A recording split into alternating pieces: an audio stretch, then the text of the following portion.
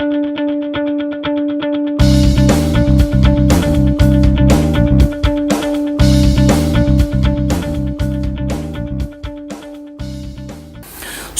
muraqabah inilah perisai utama seorang Muslim daripada melakukan perkara-perkara mungkar dan dilarang oleh Allah Subhanahu wa taala, seperti berzina, mencuri, merogol rasuah, kerana menjadari Allah Subhanahu wa taala Maha melihat di samping pengawasan dua malaikat yang mencatat setiap perbuatan manusia.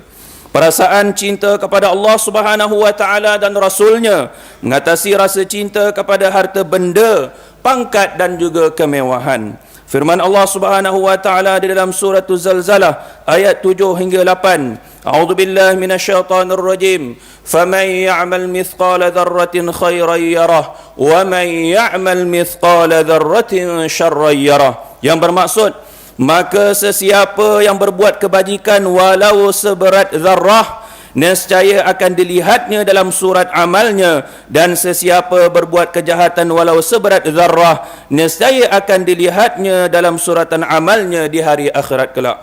Yang ketiga, muhasabah pula adalah konsep menilai dan merenung kembali setiap perkara yang berlaku, baik berbentuk pemikiran atau perbuatan, sama ada manis ataupun pahit. Tidak ada seorang manusia pun di dunia ini kecuali Nabi dan Rasul yang boleh mendakwa dirinya maksum, iaitu terpelihara daripada melakukan sebarang dosa. Berdasarkan hadis yang diriwayatkan oleh Imam Tirmizi dan Ibnu Majah daripada Anas radhiyallahu anhu, sabda Rasulullah sallallahu alaihi wasallam, "Kullu bani Adam khata' wa khairul khata'i at-tawwabun." Yang bermaksud, setiap anak Adam pasti melakukan kesilapan, dan sebaik-baik orang yang melakukan kesilapan ialah mereka yang sentiasa bertaubat kepada Allah Subhanahu wa taala.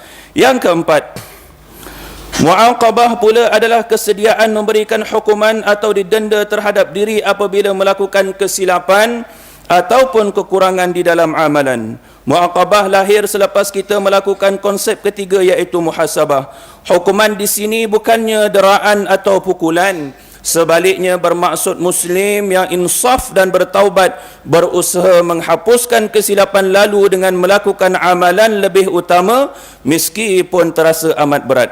Islam mengajarkan bahawa orang yang paling bijaksana ialah mereka yang sentiasa bermuhasabah dan mengerjakan amalan soleh.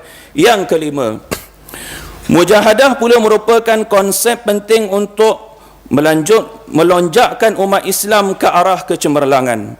Ia merupakan daya usaha bersungguh-sungguh menegakkan kalimah Allah Subhanahu wa taala, termasuk melakukan sesuatu yang berlawanan dengan kehendak dan kesabaran diri. Umat Islam dituntut berjihad dalam konteks yang cukup luas, bukan sahaja melawan hawa nafsu, bahkan dituntut berjihad menepis ancaman musuh-musuh Islam, membasmi kemiskinan, meningkatkan ekonomi dan menegakkan keadilan Islam. Sidang jemaah yang dirahmati Allah, kesimpulan yang dapat diambil daripada khutbah pada hari ini adalah seperti berikut.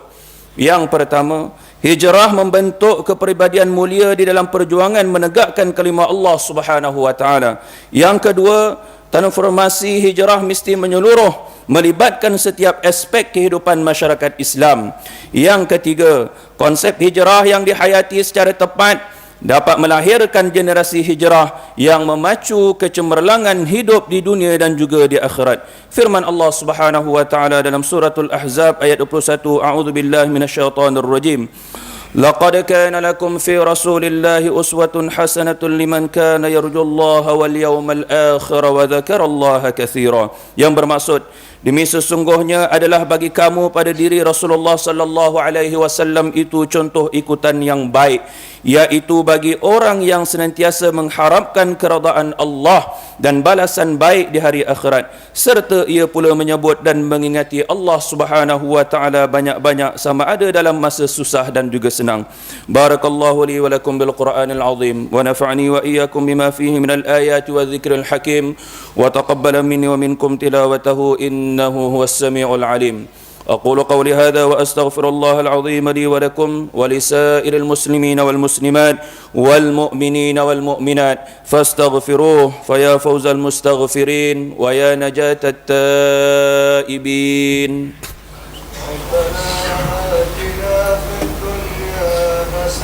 وفي الآخرة حسنة وقنا عذاب النار يا الله وقنا عذاب النار يا رحمن وقنا عذاب النار يا رحيم وصلى الله على سيدنا محمد وعلى آله وصحبه وبارك وسلم والحمد لله رب العالمين.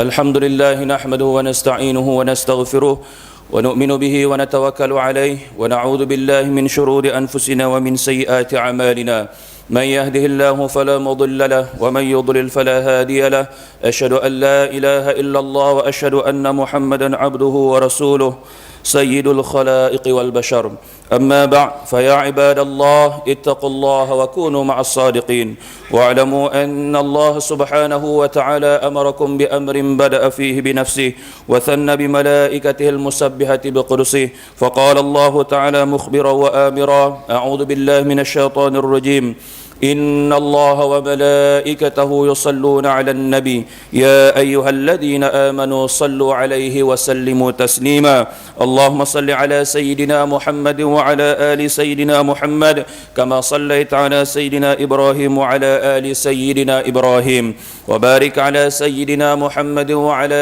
آل سيدنا محمد كما باركت على سيدنا إبراهيم وعلى آل سيدنا إبراهيم في العالمين إنك حميد مجيد وارض اللهم عن الأربعة الخلفاء الراشدين ساداتنا أبي بكر وعمر وعثمان وعلي بن أبي طالب عن أزواج نبينا المطهرات وعن أهل بيته وقرابته وسائر الصحابة والتابعين ومن تبعهم بإحسان إلى يوم الدين وارض عنا برحمتك يا أرحم الراحمين اللهم اغفر للمسلمين والمسلمات والمؤمنين والمؤمنات الأحياء منهم والأموات اللهم أنزل الرحمة على السلاطين الكرام وولاة المسلمين العظام الذين قضوا بالحق وبه كانوا يعدلون وخصوصا على Sri Paduka Baginda yang di Pertuan Agung Al-Wathiq Billah Tuanku Mizan Zainal Abidin Ibn Al-Marhum Sultan Mahmud Al-Muktafi Billah Shah wa ala Sri Paduka Baginda Raja Permaisuri Agung Tuanku Nur Zahira